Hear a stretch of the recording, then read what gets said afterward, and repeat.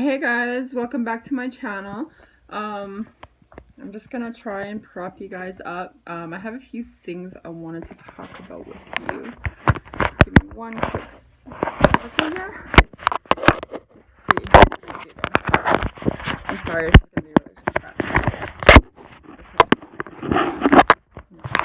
crap. Okay, so I guess I'm gonna be holding it. Anyways, like I said, if you're new here and you've never been to my channel before, I talk about the snake diet and the fasting lifestyle and how it has helped me to get over a food addiction. However, me being a full-time faster is probably not for me. I still do like kind of like intermittent kind of fasting, so it's I don't mind doing that. But this prolonged fasting, I don't know. Like, I'm not a huge person. So, like, I mean, for me to do a prolonged fast, it's so difficult. But I still only eat one meal a day, or I try to intuitive eat. Oh, and just before I forget, if, like I said, if you're new here, subscribe, press the notification bell if you would like to be notified when I upload. If you're old here, hi, thanks for supporting me. And I'm going to talk about a few things. So, fasting versus a healthy diet. I've written down a few things here, and I believe that it's important that people should know that fasting is really, really good. Like, I'm all for fasting. I just believe that a healthy diet is also important, and exercise. Okay. For starters, breakfast is the most important meal of the day. So if you're like me and you eat all my calories in one meal, what I do essentially is I eat a meal, and then about an hour later I eat another meal, and then about 2 hours later I eat another meal. So it's a 4 hour eating window. I probably fast for 20 hours or something like that. I'm not meaning to fast. I'm just fasting because I only eat once a day. I don't want to go over my calories. I just feel better with a lower insulin response. There's a lot of benefits to that. If you like to subscribe to Cole Robinson on YouTube Snake Diet, you can learn a lot more. I also have been watching a lot of Dr. Jason Fung. He also talks about fasting and the benefits of that as well. It's not for everybody, but like, I mean, if you're, in a situation where you have to lose weight and it's like, basically like, life or death, fasting is the way to go, honestly. It's, short-term pain for long-term gain. So if you haven't fasted before, you should know that the first 48 hours will kick you right into ketosis, and it is very important for that to happen so that you're burning pure body fat.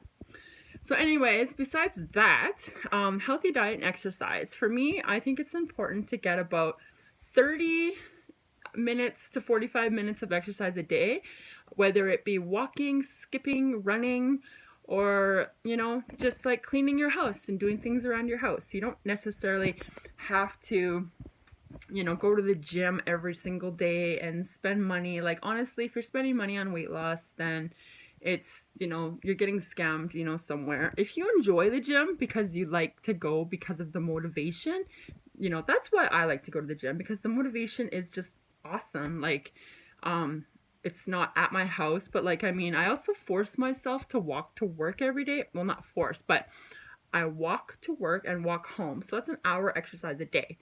So for me to go to the gym is like, I don't know if I enjoy the gym, but it's kind of pointless at that point. Because anything more is just like, you want it to be sustainable. And let's face it, we're all not going to work out for 2 to 3 to 4 hours a day. We all have jobs and lives and family, and that's important. But you're always focused on your health and your health goals. However, you don't have to like sacrifice your family time or your like time with your friends, because honestly, like life is short. You want to spend all your time with your family and your friends and, make memories. You don't want to, you know, lose that because it's important. Okay, so anyway, so breakfast, we talked about that. I'm going to give you some examples of some breakfast ideas. So 3/4 cup of oats to 1 1/4 cup of water. You could add a scoop or a tablespoon of peanut butter and 1/4 cup of blueberries and some cinnamon and 1/4 cup of vanilla soy milk or almond milk. It's about 380 calories for that, and that sounds like a lot of food. Like if you eat it right in the morning, it helps you to get you through to your next meal. If you're not the kind of person who wants to eat multiple times a day, but within like a 4-hour kind of eating window, that would probably be the most beneficial. However, we're going to move on to lunch. You have your salad, greens, cut up an apple, add any kind of other vegetables. You can add almonds, about 20-ish or so. You still want to keep it nice and portioned. You can make it like a vinaigrette kind of dressing, like with mustard and some like red wine. Like you can make it so that there's not many calories for that, because the most calories that you're going to eat out of the salad is going to be the dressing. So to have a 0 calorie dressing is pretty awesome, because then you're just using like basically all the minerals in like the vegetables, to sustain you till your next meal. You can also add about 20 ounces of chicken, or sorry, 20. Wow, what am I talking about? 4 ounces of chicken. 4 ounces. 4. Okay. So anyways, moving on to supper or dinner. 4 ounces of meat, 2 cups of steamed veggies, and half of a sweet potato is ideal. So if you're eating 4 ounces of meat, so that could be like any kind of meat that you desire. 4 cups of steamed veggies. I prefer the California mix, but it's veggies as long as you have, 2 cups. Oh my God, Melissa. Okay, 2 cups of veggies is, but you could eat 4 if you wanted to. Like, I mean, it's veggies. And half a sweet potato, so your body is sustained with a little bit of carbs, which you don't absolutely need, but for me, my body feels better when I have a little bit of carbs. Okay, so anyways, snacks. So I wrote here, keep it simple. You want to have almonds, about 20 to 23 per bag. You can portion these in advance, so that when you're wanting to eat something that is not takeout, or to limit your bad choices, you can eat like almonds, you can have a banana, you can cut up cucumber, you can make chia pudding, which is actually something that I want to make. You can have an apple with a tablespoon of peanut butter. I'm sure there's charts and stuff online that you can use for your portioning, so you don't go over your calories or your allotment of calories for the day. How you find out your allotment calories for your maintenance calories, so the calories that it takes for you to breathe and to sustain that with food or with fasting or whatever, is your TDEE, which is your total daily energy expenditure. Okay, if you know your TDEE, then you'll know your calories. For me, I believe in calories in, calories out. I have done a lot of fasting, and I like fasting, but also calories in, calories out. That's how you lose weight. You're in like a calorie deficit. So if you go on, and for an example, for me, my TDEE is 2,700. So that's what it takes for me to live every day. Whether it's coming from my body fat or coming from food, I will lose weight regardless as long as I'm eating healthy. So my TDEE is 2,700, and I usually eat 2,200 calories a day, or 2,140, which has kind of been working out too. I'm in like a 500 calorie deficit, which equals out to 1.5 pounds of fat a week. The other 500 calories is coming off my gut. So if you're on strictly fasting, that means all of those calories are going to come off your gut, and you'll lose weight a lot faster. So you'll maybe be 1 pound to 2 pounds a day, depending on how big you are. For me, like, I mean, you know, I'm not huge, but like I used to be 375 pounds, and now I'm just under or just over 200. And it took me a year, and that's combined with exercise, eating right, and fasting. Okay, you can put fasting or intermittent fasting into your routine, and you don't have to prolong fast. Okay, I want everybody to be safe. I want everybody to know that prolonged fasting is very healthy, but I would recommend doing it under, like, you know, supervision, or with, you know, someone who is experienced. It's not something you should just dive into on your own, only because of the fact that you'll have some withdrawals and some detox symptoms that, you know, it could cause you to faint. It could cause you, you know, to feel like erratic. And the thing is you know, there's nothing like bad happening, like, really, per se. It's just that we're in like a detox, you know, situation, and we want to purge that out so we can get to a place of where you don't feel hungry, you don't feel any kind of detox symptoms. Usually takes about 48 to 72 hours. It's different for everybody, but like, I mean, if you like want to fast, I'm not going to tell you not to fast, but I just want you to do it in a healthy way. Okay, so you drink water throughout the day. I'm a huge believer in having 8 glasses of water a day. I love water. You know, when I wake up, I have 3 big glasses usually every day. You have to make this a priority, though. This isn't something that you just, you know, you have to make it a priority, and then a priority turns into a habit. Okay, I gotta plug you guys in because I am going to die. Okay, so give me 1 second. Just make sure my lighting isn't bad over here. Let me just plug you in. There we go. Okay, so, and the next thing I wanted to say was, if you drink caffeine, to limit your caffeine. I talk about the snake diet and fasting because it's important to me, but it's also important to know that if you are fasting, if you're just strictly fasting, like prolonged fasting, I would omit the caffeine. It makes your stomach hurt. Plus, you're not eating anything except for the body fat on your body. So when you add caffeine, it wrecks your sleep. You know, it's not the greatest for you. And like, I mean, yes, there's some health benefits to coffee, but like, I mean, you have to limit it to like a cup a day. But honestly, a cup is 250 mils. Like, who drinks 250 mils a day? So you might as well just not drink it. Okay, so my other tip is to find 3 to 6 foods that you can stick to most of the time.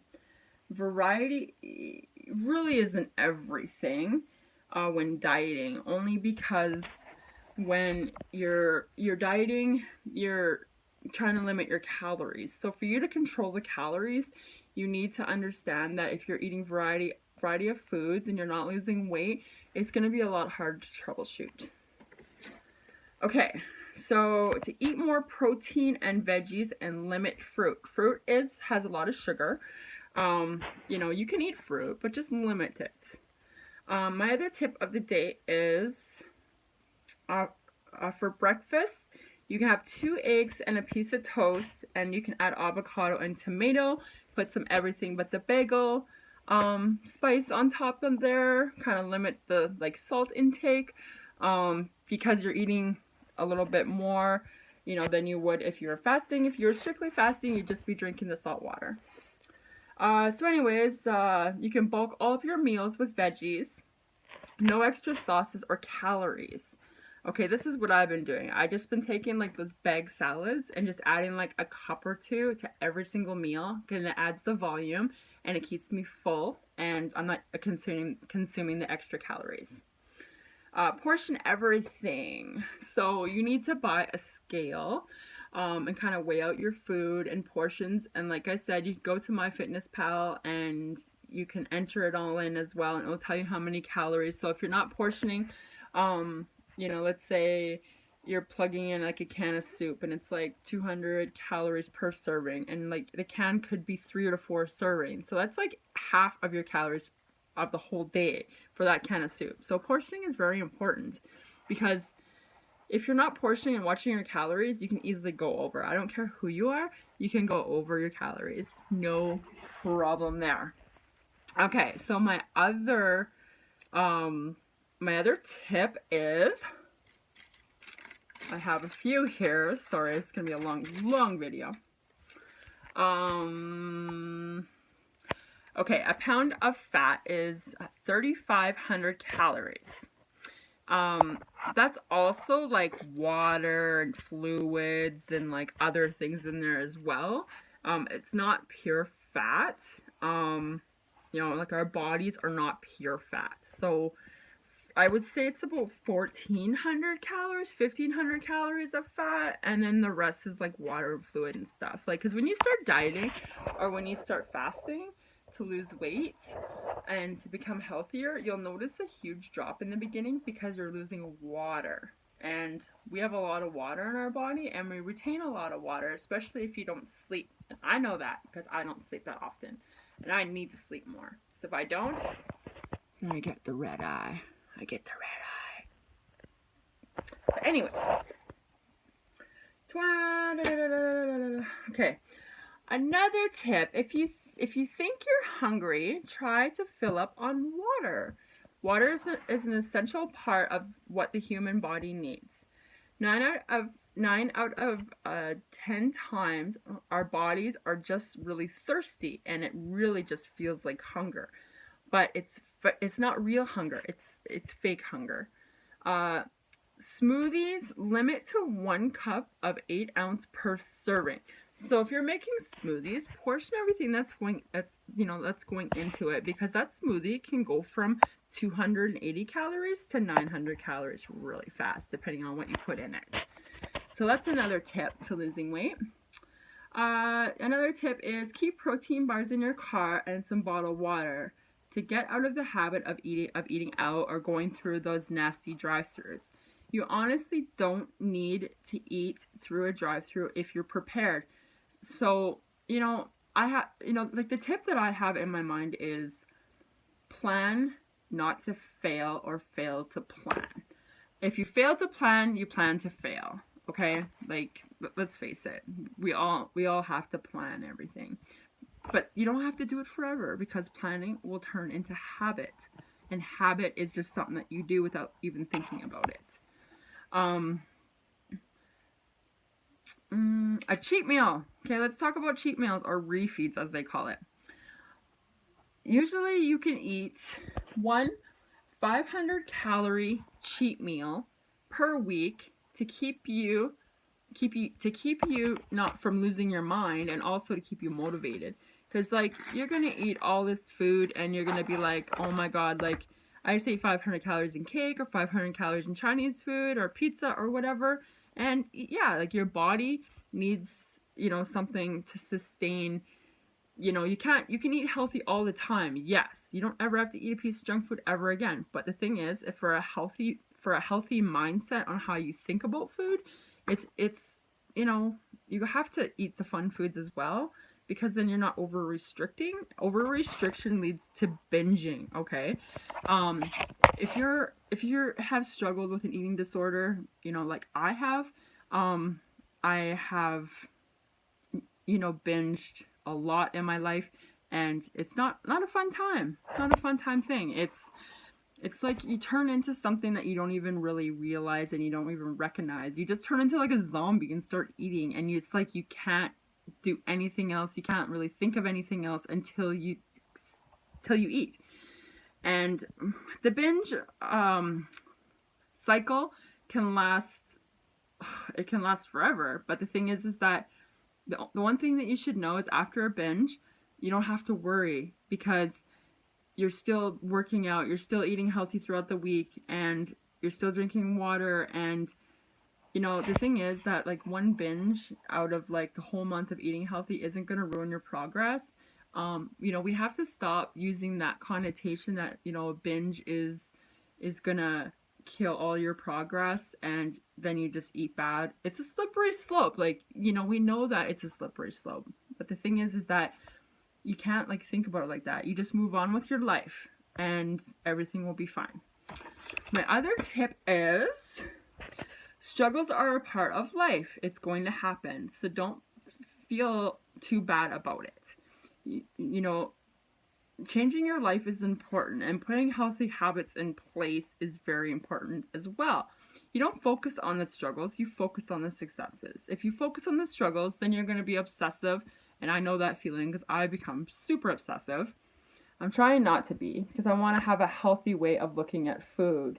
I don't want to like look at it like as it's the enemy, because it's not the enemy. Creating healthy habits to take time. Time will pass anyways. Okay, so what I mean by that is, if time is going to pass anyways, whether you're working out or you're not working out, time's gonna continue on. So that means if you do something now, like in 6 months from now, where do you see yourself? Do you see yourself at the same weight? Do you work out and eat healthy and try to get better so that you're healthier, or do you not do anything at all? And that's the question you need to ask yourself. Time's gonna pass anyway, so it doesn't matter, about time. All that matters is what you do at that time. Okay, so my next tip is to find an activity that you enjoy and it won't even feel like you're working out. Usually like half an hour a day, with 2 days off a week with working out or walking or running or whatever, and then 3 times a week, you should probably get your heart rate up a little bit more doing an activity that you like. For me, I like to run, so I usually go to the gym and I do some running, but like you can do basketball. If you're not good with steady state cardio, I don't recommend to do it. Just do something you enjoy and it's healthy. Your palate will change and you'll want to eat healthy. So for me, when I go into a store, I rarely ever buy cakes or like cookies or anything really sweet. I don't even drink chocolate milk. Like honestly, I try to eat as healthy as I can, and I really like to eat protein bars. And another trick and tip that you can do, thank you to Jordan Shrinks, which I love. You can follow her on YouTube at Jordan_Shrinks.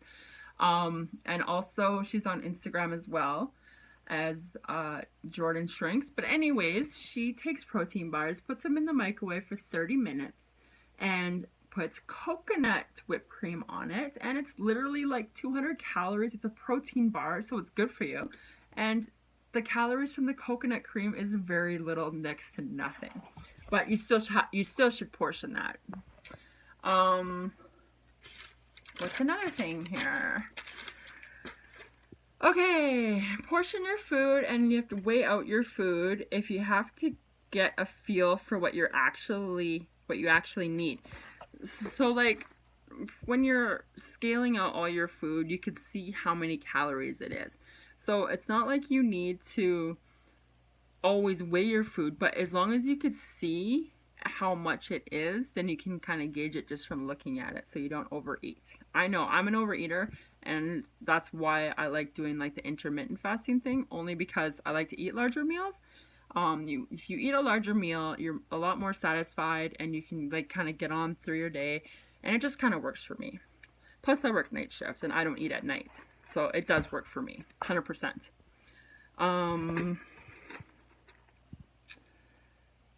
Okay, and I think that is it. I think that is all the tips and tricks that I have that I apply to my life. And remember, to think about food and fasting as a tool. Stop thinking of it as, something, if you screw up, you screw up. You're human. It's life. It's gonna happen. The thing is, when you put yourself down and you make yourself, feel like crap on like a daily basis, you're only gonna want to eat like crap. You put the negative in, you put in, the negative is going to come out. Or if the negative comes out, you're going to put the negative in. You want to put positive in, positive out. Like, always tell yourself you're going to get there. You're human. You're a human being.